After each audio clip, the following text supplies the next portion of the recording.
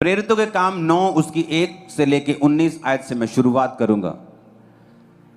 उसमें लिखा, शाऊल जो अब तक प्रभु के चेलों को धमकाने और घात करने की धुन में था, महायाजक के पास गया और उसने दमिश्क के आराधनालयों के नाम पर इस अभिप्राय की चिट्ठियां मांगी कि क्या पुरुष क्या स्त्री जिन्हें वह इस पंथ पर पाए उन्हें बांधकर यरूशलेम ले आए।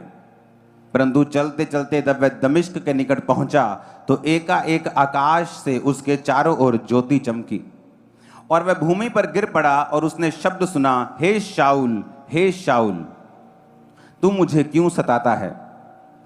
उसने पूछा, हे प्रभु तू कौन है। उसने कहा, मैं यीशु हूं जिसे तू सताता है। परंतु अब उठकर नगर में जा और जो तुझे करना है वह तुझसे कहा जाएगा। जो मनुष्य उसके साथ थे वे अवाक रह गए, क्योंकि वो आवाज तो सुनते थे परंतु किसी को देखते ना थे। उन्हें शब्द तो सुनाई पड़ता था पर दिखाई कुछ नहीं दे रहा था। तब शाऊल भूमि पर से उठा, परंतु जब आंखें खोली तो कुछ दिखाई ना दिया और वे उसका हाथ पकड़कर दमिश्क में ले गए। वह 3 दिन तक ना देख सका और ना उसने खाया और ना उसने पिया। दमिश्क में हनन्याह नामक एक चेला था। उससे प्रभु ने दर्शन में कहा, हे हनन्याह। उसने कहा, हाँ प्रभु। तब प्रभु ने उससे कहा, उठकर उस गली में जा जो सीधी कहलाती है और यहूदा के घर में शाऊल नामक एक तरसुस वासी को पूछ, क्योंकि देख वो प्रार्थना कर रहा है। और उसने हनन्याह नामक एक पुरुष को भीतर आते और अपने ऊपर हाथ रखते देखा है ताकि फिर से दृष्टि पाए। हनन्याह ने उत्तर दिया, हे प्रभु, मैंने इस मनुष्य के विषय में बहुतों से सुना है कि इसने यरूशलेम में तेरे पवित्र लोगों के साथ बड़ी बड़ी बुराइयां की हैं। यहाँ तक कि इसको प्रधान याजकों की ओर से अधिकार मिला है कि जो तेरा नाम लेते हैं उन सबको बांध ले। अब जब इस वचन को मैं पढ़ रहा हूं, मैं आपको यह बात बताना चाहता हूं कि जब भी परमेश्वर आपको छुटकारा देता है, आपको वचन के भेद मिलते हैं और वचन के जरिए ही परमेश्वर आपसे बात करता है और वचन के जरिए से ही परमेश्वर आपको छुड़ाता है। अब जब वचन हमने ये पढ़ा कि एक व्यक्ति जो परमेश्वर की संगत को नाश करने के लिए उसको अधिकार दिया गया था और जब वो उनको बांध कर उनको नाश करता था, तो रास्ते में जब वो एक दिन नाश करने के लिए जा रहा था तो उसे एक घोड़ों पर जाते जाते एक शब्द सुनाई दिया। उसकी आंखों के सामने अंधेरा सा छा गया और परमेश्वर ने कहा, हे शाऊल तू मुझे क्यों सताता है। और वचन कहता है उसके बाद वो ना देख पाया, ना उसने 3 दिन तक खाया ना पिया। और परमेश्वर ने एक हनन्याह नामक चेले को कहा कि जा और ऐसी गली जो सीधी कहलाती है, मतलब एक गली का नाम था, जैसे गली होती है कि टेढ़ी गली, बैंड बाजियां वाले दी गली, ऐसे नाम था उसका, बिल्कुल सीधी गली, कि जाओ उस गली में और वहां पर जाकर शाऊल को पूछ, क्योंकि उसने एक दर्शन देखा है कि हनन्याह नामक पुरुष एक आया और उसके सिर पर हाथ रखा और वो देखने लगा और देख जाकर, क्योंकि वो प्रार्थना कर रहा है। अब यहां पर बाइबल कहती है कि जब शाऊल अंधा हो गया और जब वो उस नगर में चला गया परमेश्वर के कहने के मुताबिक, तो वचन ये कहता है कि क्योंकि वो खुद भी एक यहूदी था, ऐसा नहीं था कि वो विरोधी था, तो अन्य जातियों में से था, यहोवा को मानने वाला बंदा था, वचन को जानने वाला, व्यवस्था को समझने वाला इंसान था। लेकिन बाइबल ये कहती है कि जब उसे ये वचन मिला कि तू जा और उस नगर में चला जा, तो बाइबल में लिखा है कि परमेश्वर ने कहा, हनन्याह, क्योंकि देख वो क्या कर रहा है, प्रार्थना कर रहा है। चिंता मत करो, सिर्फ बांस पकड़ लो, डोंट वरी। ये परमेश्वर ने ठंडी की है हवा, मौसम ठंडा की है। सुनो ध्यान से, अभी बांस पकड़ लो। सुनाई दे रहा है तुमको? अगर एक भी बांस पकड़ा हुआ नहीं है तो तुम आज्ञा को नहीं मान रहे हो। हालेलुया। अब यहां पर परमेश्वर ने अपने मुंह से कुछ कहा है परमेश्वर ने कहा है 11 आयत में कि जा उस गली में जा, क्योंकि वहां पर शाऊल नामक एक तरसुसवासी प्रार्थना कर रहा है। मैं आपको ये प्रॉमिस करता हूं, आपको ये मैं बाइबल से बता सकता हूं कि ऐसा हो सकता था कि शाऊल जो है 10 साल तक अंधा रहता या 5 साल तक अंधा रहता। वो यहूदी था, वचन को जानता था, उसे मालूम था कि अब अगर मुझे छुटकारा चाहिए तो मुझे प्रार्थना करनी पड़ेगी। और वचन में क्या लिखा है? परमेश्वर इसलिए नहीं उसके पास आए क्योंकि वो चुना हुआ था। लोगों को लगता है मैं चुना हुआ हूं तो परमेश्वर अपने छुटकारे को भेजेगा, मैं चुना हुआ, मैं चुनी हुई हूं तो परमेश्वर मेरे परिवार को बचाएगा। ऐसा बाइबल नहीं कहती है। वचन कहता है जब परमेश्वर ने उसको कहा हनन्याह को कि जा, उसने देखा है, उसने दर्शन देखा है। मैं अपनी मर्जी से तुझे नहीं, उसने विजन देखा है। ये कि एक शाऊल विजन देख रहा है कि एक हनन्याह नामक पुरुष आएगा और उसके सिर पे हाथ रखेगा। तू जा और उस पे हाथ रख, क्योंकि देख वो प्रार्थना कर रहा है। जो शाऊल था वो एक यहूदी था, पढ़ा लिखा, बाइबल का जानकार था, यहोवा को मानने वाला था, और उसे मालूम था कि जब तक वो प्रार्थना नहीं करेगा खुद, चाहे वो चुना हुआ है, चाहे परमेश्वर ने उससे काम लेने हैं, लेकिन कभी भी वो छुटकारा नहीं पा सकता, कभी भी आंखें नहीं पा सकता, कभी भी उस काम को शुरू नहीं कर सकता जब तक वो प्रेयर नहीं करेगा और परमेश्वर उसे छुटकारा नहीं देंगे। ऊंची आवाज में आमीन बोलो जरा। इमेजिन करो शाऊल, आज जितनी पत्रियां आप पढ़ते हैं नए नियम की, तकरीबन आधी शाऊल ने, उस पौलुस ने लिखी है जो बाद में शाऊल पौलुस बन गया, आधी उसने लिखी हैं। जब परमेश्वर को यह मालूम था कि आधी पत्रियां इसने लिखनी हैं, कितना इसने काम करना है, तो भी बाइबल कहती है परमेश्वर ने इस बेस के ऊपर उसे छुटकारा नहीं दिया। वचन कहता है परमेश्वर ने कहा मूसा मैं तुझे भेजूंगा और इजराइलियों को छुटकारा दूंगा, अब तू जा और इजराइलियों को जाकर बता कि मैंने तुझे भेजा है। और बाइबल कहती है जब मूसा परमेश्वर से बहस करता है कि नहीं मैं नहीं जाऊंगा, मेरा मुंह भद्दा है, मैं बोल नहीं सकता, वो सारी चीजें सॉर्ट आउट प्रभु करते हैं, उसको भाई देते हैं उसका। और बाइबल कहती है जब वो अपनी पत्नी अपने बच्चों के साथ छुटकारा देने के लिए इजराइल को जा रहा था, तो रास्ते में परमेश्वर ने मूसा को मारने की कोशिश की। पढ़ा है किसी ने ये बात? अगर परमेश्वर ने उसे चुना है छुटकारा देने के लिए, तो मारने की कोशिश क्यों की?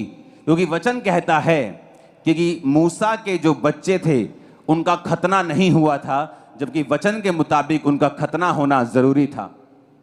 तो एक बात आपको बड़े ध्यान से समझनी है कि चाहे आप चुने हुए हैं, चाहे परमेश्वर की मर्जी आपकी लाइफ के ऊपर है, चाहे आपके ऊपर भविष्यवाणियां हुई हैं, लेकिन उन सब चीजों का कोई भी फायदा आपको नहीं होगा जब तक आप खुद अपने छुटकारे के लिए घुटने टेक कर प्रार्थना करना शुरू नहीं करेंगे। कितने मेरी बात को समझ रहे हैं? और वचन क्या कहता है कि बाइबल कहती है कि उस शाऊल ने प्रार्थना करनी शुरू की। 3 दिन तक उसने कुछ नहीं खाया, कुछ नहीं पिया। उसे मालूम था कि अगर मुझे छुटकारा लेना है तो मुझे प्रार्थना करनी पड़ेगी। उसे मालूम था कि अगर मुझे छुटकारा चाहिए, मुझे प्रेयर चाहिए, मुझे अगर छुटकारा चाहिए, बाइबल कहती है वो फास्टिंग करने लगा, प्रार्थना करने लगा। और वचन क्या कहता है? वचन में लिखा है कि परमेश्वर ने हनन्याह नामक व्यक्ति को भेजा और उसने जाके उस पर हाथ रखे, उसकी आंखों से छिलके गिरे और वो पवित्र आत्मा से परिपूर्ण हुआ और परमेश्वर ने अपनी सेवकाई को उसकी जिंदगी से आरंभ किया। जिस दिन आप प्रार्थना करना शुरू कर देंगे, जिस दिन आप अपने घुटनों पे आ जाएंगे, जब आप खुद समझ जाएंगे कि परमेश्वर ने मुझे प्रार्थना करने के लिए बुलाया है, मेरा छुटकारा प्रार्थना में है, उपवास सहित प्रार्थना में, उस दिन आप देखेंगे किस तरह से एक बड़ा हाथ आपकी लाइफ में परमेश्वर का आता है और आपकी लाइफ में एक बड़ा छुटकारा आपको मिलता है। मैंने अपनी लाइफ में, कैमरामैन बहुत रश है तुम्हारा, मुझे पीछे दिख नहीं रहा, तुम अलग अलग हो सकते हो, पीछे पीछे हो सकते हो, बैठ सकते हो, कुछ कर सकते हो, ये तो हट जाओ, जरूरत नहीं कैमरा की, मुझे भाग जाओ इधर से। तुम्हारा हेड यहाँ नहीं था कल, नहीं तो तुम्हारी मीटिंग थी सबकी, और भाग जाओ, इतने लोगों की जरूरत नहीं है मुझे। सब हालेलुया बोलो जोर से। अब पहला काम जो आपको करना है, वो है उपवास सहित प्रार्थना। अगर आपको छुटकारा चाहिए, कितने मेरी बात को समझ रहे हैं? अगर आपको छुटकारा चाहिए तो क्या करना है? आपको उपवास सहित। अगर मूसा, अगर शाऊल, इसको परमेश्वर ने बख्शा नहीं और परमेश्वर ने कहा देख वो प्रेयर कर रहे हैं, तुझे वहां जाना होगा। वो शाऊल प्रार्थना कर रहा है और तुझे वहां जाकर उस पर हाथ रखना होगा। और वचन कहता है परमेश्वर ने उसे छुड़ाया। सेकंड, जब हम दूसरा कुरिन्थिया 9 और उसकी 6 आयत को पढ़ते हैं, वहां पर भी एक बड़ी अजीब बात लिखी है। उसमें लिखा है, परंतु बात यह है जो थोड़ा बोता वो थोड़ा काटता है, और जो बहुत बोता है वो बहुत काटता है। प्रेरितों के काम 10 उसकी 30 और 31 आयत में लिखा है, कुरनेलियस ने कहा इसी घड़ी पूरे 4 दिन हुए कि मैं अपने घर में तीसरे पहर प्रार्थना कर रहा था, और देखो एक पुरुष चमकीला वस्त्र पहने हुए मेरे सामने आ खड़ा हुआ। क्या कर रहा था वो कुरनेलियस? अपने पड़ोसी को बोलो, प्रार्थना कर रहा था। ऊंची आवाज से बोलो, क्या कर रहा था वो? फिर से बोलो ऊंची आवाज में, क्या कर रहा था वो? फिर से बोलो पड़ोसी को, क्या कर रहा था वो? हिलो मत, बारिश में बैठ जाओ। तुम मोम के नहीं हो, पिघलोगे नहीं तुम, ना ही बह जाओगे। डोंट वरी, बैठ जाओ। ये छत है मेरे ऊपर, इसको मैं हटा देता, बारिश में प्रीच चलता। आमीन। अपने पड़ोसी से बोलो, बोलो क्या कर रहा था वो? शाऊल क्या कर रहा था? कुरनेलियस क्या कर रहा था? अब जब शाऊल की लाइफ में हीलिंग आई तो कैसे आई? प्रेयर के द्वारा और फास्टिंग के द्वारा। अब बाइबल कहती कुरनेलियस भी जब तीसरे पहर प्रार्थना कर रहा था तो एक दूत उसके सामने खड़ा हुआ। तो क्या कहा उसने? कहने लगा, हे कुरनेलियस, तेरी प्रार्थना सुन ली गई है और तेरे दान परमेश्वर के सामने स्मरण किए गए हैं। क्या कहा परमेश्वर ने? तेरी प्रेयर को परमेश्वर ने क्या किया है? सुना है। और तेरे दान परमेश्वर के सामने क्या किए हैं? याद किए गए हैं।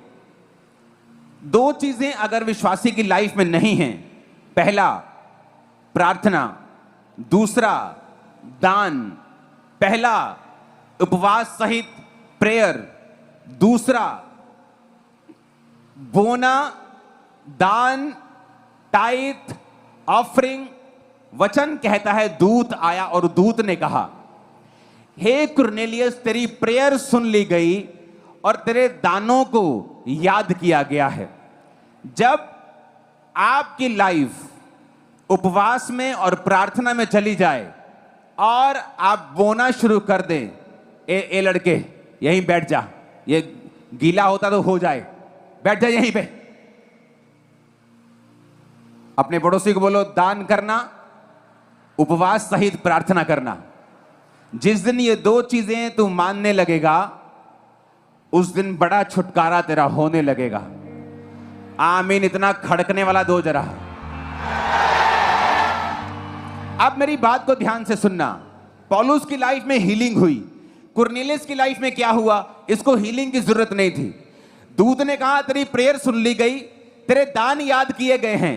अब एक फलाने नगर में चमड़े का धंधा करने वाले बंदे के पास एक अतिथि है, एक बंदा है जिसका नाम पतरस है। उसको बुला और अपने घराने समेत वचन सुन। और वचन कहता है उसने अपने 2 बंदों को भेजा कि जाओ फलाने फलाने शहर में, वहां पे पतरस वहां मिलेगा और वहां पे चमड़े का धंधा करने वाले के पास उस घर में मिलेगा। और उधर परमेश्वर ने पतरस को दर्शन दिया हुआ था कि कल तेरे पास लोग आएंगे, तेरे साथ हो लेंगे, तू उनके साथ हो लेना, वहां पे वचन सुनाना।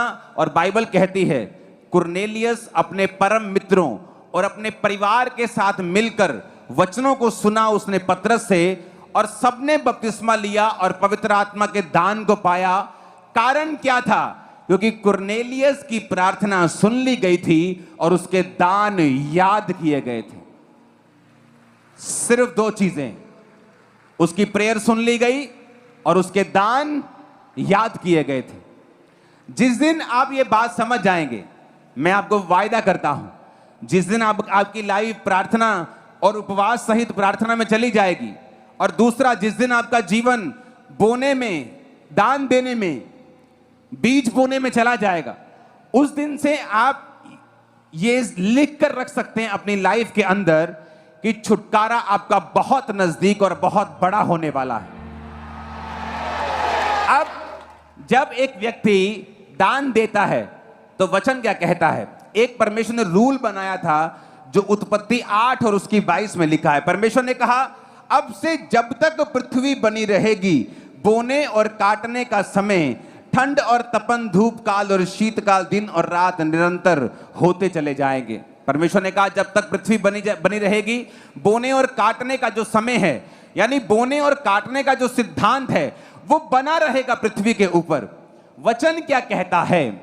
वचन कहता है कि जब कुरनेलियस बो रहा था और दान दे रहा था, उसे मालूम नहीं था, लेकिन वो अपने परमेश्वर के वचन में लिखा है बोना है तो वो बोता जा रहा था, वचन में लिखा है प्रार्थना करने तो वो प्रार्थना कर रहा था। लेकिन एक दिन परमेश्वर ने उसकी प्रेयर को भी याद किया और उसके दान को भी याद किया, और क्या हुआ? उसके घर में साल्वेशन हुई, मुक्ति आई। कुछ लोग बड़ी कंप्लेंट करते हैं, मेरा भाई नहीं बचता, मेरा बाप नहीं बचता, मेरी मां नहीं बचती, मेरे लोग नहीं बचते। क्यों नहीं बचते? आपकी लाइफ में दो चीजें होनी चाहिए, एक उपवास सहित प्रार्थना और दूसरा बीजों को बोना, दान को देना, टाइथ को देना। अगर ये दो चीजें आपकी लाइफ में हैं तो वचन कहता है उद्धार आया कुरनेलियस की लाइफ में और हीलिंग आई पौलुस की लाइफ में। तो उद्धार भी आपकी लाइफ में होगा और हीलिंग भी होगी यीशु मसीह के सामर्थी नाम में। और मैं इस वचन को जब आप पूरा करेंगे, मैं आपको भविष्यवाणी दे रहा हूं, मैं आपके परिवार में हीलिंग को होता हुआ, बड़ी हीलिंग को होता हुआ देख रहा हूं, बड़े छुटकारे को आपकी लाइफ में होता हुआ देख रहा हूं। मैंने ऐसे लोगों को आते हुए देखा है जो मेंटरशिप के नीचे हैं या और भी विश्वासी हैं, चर्च के साथ जुड़े हुए हैं, चर्च में आते हैं, बोलते हैं हमने आपको इतने लाख का बीज देना है। मैं सोचता हूं परमेश्वर ये इतना बोते हैं। और जब मैं उनके लिए प्रार्थना कर रहा था तो थोड़े दिन बाद मुझे उनका मैसेज आया कि परमेश्वर ने हमारे लिए एक बड़े रास्ते को खोला है, एक बड़ा प्रोजेक्ट हम शुरू करने जा रहे हैं, ये करोड़ों का है। मैं बड़ा हैरान हुआ। मैंने कहा ये आपका प्लान था? कहते नहीं, हमने कभी सोचा भी नहीं सपने में, लेकिन जब हमने बीजों को बोया तो परमेश्वर ने हमारी बुद्धि को खोल दिया, आइडियाज परमेश्वर देने लग गया और हमने एक बड़ा प्रोजेक्ट खोला है। और परमेश्वर ने मुझसे कहा वो प्रोजेक्ट इतना कामयाब होगा कि जिस कारण वो बीज बो रहे थे वो भी छोटा हो जाएगा प्रोजेक्ट उसके सामने जो परमेश्वर उन्हें देने वाला है। जब मैं कनाडा में था तो इस बार मैं किसी पॉलिटिशियन से नहीं मिला। मुझे मीटिंग में, बहुत बड़ी बड़ी मीटिंग्स थी, बहुत टाइम लगा मीटिंग्स में, और उसके बाद मैं एक आइलैंड पे चला गया और वहाँ मैंने अपने परिवार के साथ एक समय को बिताया। तो मुझे अमेरिका से एक फ़ोन आया जो एक व्यक्ति बिलियनर है। बिलियनर का मतलब होता है कि कम से कम उसकी लाइफ में 10-20 हज़ार करोड़ का वो मालिक है।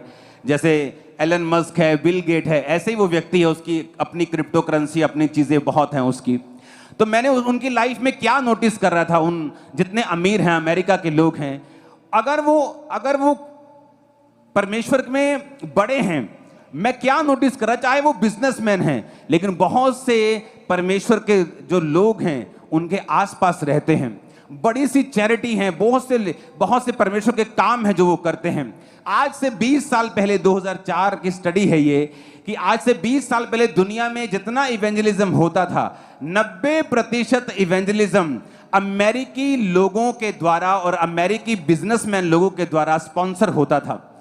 और इसीलिए अगर आज आप अमेरिका में देखेंगे तो दुनिया में सबसे ज्यादा बिजनेस, सबसे ज्यादा बिलियनर, और अगर आप अमेरिका में जाएंगे तो सबसे ज्यादा बोने की जो स्पिरिट है वो आपको अमेरिका में मिलेगी। कनाडा में भी नहीं मिलेगी, इंग्लैंड में भी नहीं मिलेगी, कहीं नहीं मिलेगी, लेकिन अमेरिका में मिलेगी। सबसे ज्यादा बिलियनर्स अमेरिका में मिलेंगे। और पास्टर्स हैं आत्मा से भरे हुए जो बिलियनर्स हैं, विश्वासी हैं जो खुदा का काम करते हैं, बिलियनर्स हैं। परमेश्वर ने उनको बढ़ाया। कारण क्या? प्रेयर, और दूसरा बोना, परमेश्वर के राज्य के लिए, परमेश्वर के कामों के लिए। और परमेश्वर ने उन्हें इतना बढ़ाया और इतना बढ़ाया कि वो हजारों और लाखों लोगों के लिए छुटकारे का कारण बन रहे हैं। आमीन। आपको ये बात बड़े ध्यान से समझनी है। जब डिलीवरेंस वीक्स की शुरुआत हो चुकी है, जब छुटकारों के हफ्तों की शुरुआत हो चुकी है, तो अगर आप वचन पे नहीं चलेंगे, आप जितने मर्जी स्पिरिचुअल हो, एक किसान जितना मर्जी अच्छा हो, वो अपनी जमीन के पास रो कर ला कर कभी भी फसल को पैदा नहीं कर सकता। अगर उसे फसल पैदा करनी है तो उसे बीजों को बोना पड़ेगा। बिना बीज बोए उसकी लाइफ में कभी भी फसल नहीं आ सकती। परमेश्वर ने एक दिन मुझसे बात की। परमेश्वर ने कहा मुझे इतने लाख का बीज बोना है। मैं 20-30 लाख की बात नहीं कर रहा हूं, एक बड़े बीज की। हालांकि मेरे लिए वो भी बड़ा बीज था। अगर वो इतना बड़ा मैं बीज बोऊंगा तो बड़ी चीजें, तंगी आ जाती है काम करने में, चीजें करने में, तो कुछ देर फिर लगते हैं उसको पूरा होने में, फिर काम शुरू होता है। लेकिन जब भी परमेश्वर हमें कुछ करने के लिए बोलता है, हमें छुटकारा मिलता है। मैंने परमेश्वर की आवाज को सुना, मैंने उस बीज को बोया, दिनों में रास्ते खुले, दिनों में सेवकाई ने वो जंप मारा जो इमेजिनेबल नहीं था। इतना बड़े हम उस बीज के बाद। रीजन क्या? जब भी परमेश्वर आपको छुटकारा देता है वो अपने वचन को भेजता है, अपने वचन को भेजता है। कई बार मेरी लाइफ में छुटकारा हो जब परमेश्वर ने वचन भेजा, प्रार्थना कर। मैंने 6-6 घंटे 8-8 घंटे प्रार्थना की है। जब कई बार परमेश्वर मेरी लाइफ में छुटकारा देना चाहता है, वह मुझे बड़ा बीज बोने के लिए बोलता है, तब मैंने अपनी लाइफ में छुटकारा देखा है। आज वही शुरुआत में अपनी लाइफ की जो परमेश्वर ने मुझे दिया, मैं आज इस वचन के जरिए मैं आपकी लाइफ में आज इंपार्ट कर रहा हूं कि जब भी आपकी लाइफ में आपको छुटकारा चाहिए, वो आपके परिवार का हो, साल्वेशन का हो, मुक्ति का हो, चंगियाई का हो, वो पर्सनल हो, वो फैमिली का हो, वो कैरियर का हो, 2 चीजें आपकी लाइफ में मस्ट हैं जो होनी चाहिए। एक उपवास सहित प्रार्थना और दूसरा बोना। अगर ये दोनों चीजों में एक भी कमी आपकी लाइफ में है, आप बड़े छुटकारे की ओर कभी नहीं बढ़ सकते। ये मेरी लाइफ की टेस्टिमनी है। कई बार मेरे लिए बीजों को बोना आसान नहीं था। कई बार मैं चर्च में बैठा और परमेश्वर ने पूरा बटुआ, पूरा पर्स मुझे बोने के लिए, पूरा अकाउंट खाली करने के लिए बोला। बहुत बार मेरे साथ ऐसा हुआ, लेकिन मेरे लिए इजी नहीं था। लेकिन आज मुझे मालूम है, बहुत से पास्टर से, बहुत से लोगों से, सेवकाइयों से मिलता हूं, क्यों लोग नहीं बढ़ते? क्या परमेश्वर एक को बढ़ाना चाहता है, एक को उसी लेवल पे रखना चाहता है, एक को कहीं अधिक आगे ले गया? ऐसा परमेश्वर की ओर से नहीं है। ऐसा वो स्टेप्स हैं जो एक व्यक्ति बाय फेथ लेता है कि नहीं, मुझे ये काम करना है, मुझे आगे बढ़ना है, मुझे बीजों को बोना है, मुझे प्रेयर बढ़ानी है। और जैसा आपका विश्वास होगा, परमेश्वर ने कहा वैसा मैं तेरी लाइफ में कर दूंगा। आमीन। अब बाइबल क्या कहती है? पहला राजाओं 3 उसकी 4 और 5 में लिखा है, राजा गिबोन को बलि चढ़ाने गया। यहोवा को बलि देने के लिए वो गया, क्योंकि ऊंचा स्थान वही था। तब वहां वेदी पर सुलेमान ने 1000 होम बलि चढ़ाए। गिबोन में यहोवा ने रात को स्वप्न के द्वारा सुलेमान को दर्शन देकर कहा, जो कुछ तू चाहे मैं तुझे दूं वह मांग। अपने पड़ोसी को बोलो जोर से कि खुदा छुटकारा देने वाला खुदा है। आमीन। अब यहां पर भी क्या हुआ? क्या कहता है वचन पिछली आयत में? कहता है उसने 1000 होम बलि चढ़ाए। अगर आज एक भेड़ की कीमत 5000 है, 6000 है, तो 1000 भेड़ों की कीमत 50-60 लाख रुपया हो गई। और ये मेन बलि नहीं थी, ये तो जैसे रास्ते में, जैसे बोलते ना कि अभी तो स्नैक्स चल रहे थे, अभी तो रास्ते में सिर्फ सिंपल बलियां चल रही थी रास्ते में ही। और वचन कहता है वो बलि के बाद बलि देता जा रहा था, बलि के बाद लाखों रुपए की उसने बलि चढ़ाई। और परमेश्वर इस बलि से प्रसन्न हुए और परमेश्वर ने कहा, बोल क्या चाहिए, मांग जो तुझे चाहिए कि मैं तुझे दूं वो मांग। और बाइबल कहती है स्वप्न में ही सुलेमान ने परमेश्वर से बुद्धि को मांगा और परमेश्वर ने उसे बुद्धि भी दी और पैसा भी दिया, क्योंकि उसने बाप ने एक बड़े बीज को बोया था। जब भी आप मेरी बात को नोटिस कर लेना, बाइबल में जब भी एक व्यक्ति प्रार्थना के साथ अपने बीजों को उसने बोया है, छुटकारा उसके पीछे जरूर आया है। 100% उसकी लाइफ में छुटकारे ने एंटर किया है। और बिना छुटकारे के एक क्रिश्चियन किसी काम का नहीं है, क्योंकि छुटकारा ही है जो आपको दूसरों से अलग करता है, जो परमेश्वर के हाथ को आपकी लाइफ के ऊपर प्रूफ करता है, जिसे देखकर दुनिया आपकी और परमेश्वर की ओर बढ़ती है, जिसे देखकर आपका परिवार भी कई बार सेव हो जाता है। वो छुटकारा है और प्रभु का हाथ है। और वचन क्या कहता है? उसने 1000 होम बलि चढ़ाए। परमेश्वर कई बार इमोशनल नहीं है।